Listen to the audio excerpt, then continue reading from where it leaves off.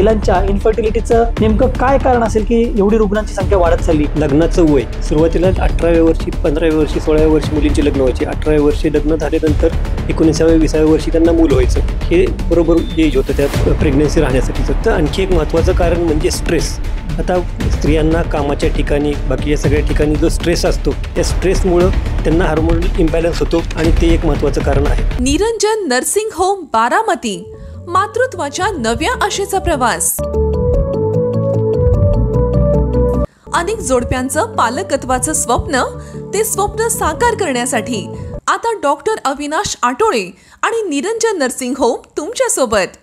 अत्याधुनिक IVF, test tube baby, IUI, ICSI व laparoscopic surgery सुविधा, अनुभवी तज्ञ डॉक्टर आणि प्रगत प्रयोगशाळा, 70% यशाचा दर, हजारो जोडप्यांना दिलं मातृत्वाचं वरदान.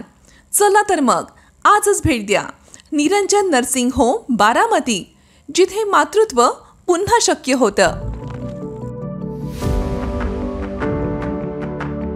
नमस्कार, टाइम्स ऑफ महाराष्ट्राच्या स्पेशल एपिसोडमध्ये मी आपल्या सर्वांचे स्वागत करतो.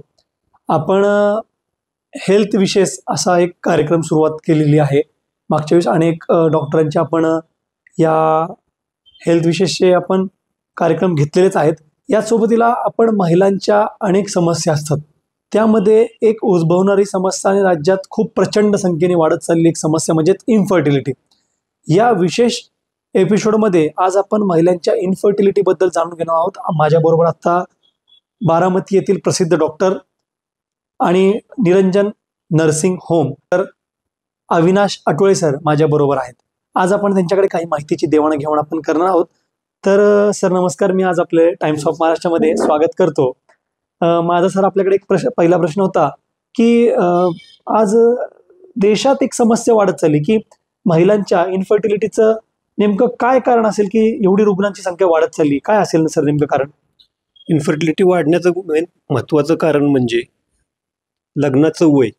सुरुवातीला 18व्या वर्षी, 15व्या वर्षी, 16व्या वर्षी मुलींची लग्न व्हायची. 18व्या वर्षी लग्न झाल्यानंतर 19व्या 20व्या वर्षी त्यांना मूल व्हायचं. हे बरोबर एज होतं त्या प्रेग्नन्सी राहण्यासाठीचं. आता लग्नाचं वय ह्याच्यामुळं म्हणा, तुमचे शिक्षण वाढलेत, एज्युकेशनमुळं स्त्रिया काम करायला लागल्यात, बाहेर नोकऱ्या करायला लागल्यात. नोकरीला सेटल झाल्यानंतर मग ते लग्न करतात. लग्नानंतर बाकीची सेटलमेंट, घर झाल्यानंतर मग लग्न करू, ह्याच्यामुळं वय वाढत गेलं. ह्याच्यामुळे जे चेंजेस वय वाढल्यामुळे जे होतात त्याच्यामुळे इन्फर्टिलिटीचं प्रमाण वाढलं. दुसरं म्हणजे नोकरी म्हटलं की बसून सगळं आलं, घरातील कामं कमी आली, बाकीचं कुठलाही व्यायाम करत नाहीत. हे व्यायाम नाही, सिडेंटरी लाईफस्टाईल म्हणजे बसून काम करणं, ह्याच्यामुळं लठ्ठपणा, त्यात परत अजून वाढ झाली की जंक फूड, बाहेर खाणं, ह्याच्या सगळ्या ह्या कारणांमुळं इन्फर्टिलिटीचं प्रमाण आता वाढत चाललेलं आहे. इन्फर्टिलिटीचं आणखी एक महत्त्वाचं कारण म्हणजे स्ट्रेस.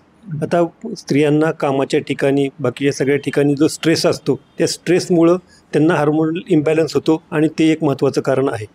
आणखी एक कारण म्हणजे एन्व्हायरमेंटल म्हणजे पोल्युशन्स वाढले, त्या पोल्युशनमुळं. दुसरं म्हणजे पेस्टिसाइड्स वाढलेले आहेत. सगळे आपण जे काही अन्न खातो त्याच्यावर फवारण्या होतात आणि त्या पेस्टिसाइड्स ह्या कारणांमुळं पण इन्फर्टिलिटीचं प्रमाण वाढलेलं आहे. सर मग ह्यावरती आपल्याला नेमकं आज ही कल्चर प्रमाणे तर खरंच आहे की मुलींचं लग्नाचं वय निघून चाललेलं आहे आणि त्या ज्या वयामध्ये लग्न होणं होतं पण त्या वयात लग्न होत नाहीत आणि त्याच्यामुळे ह्या सगळ्या परिणामी या गोष्टी उद्भवत आहेत.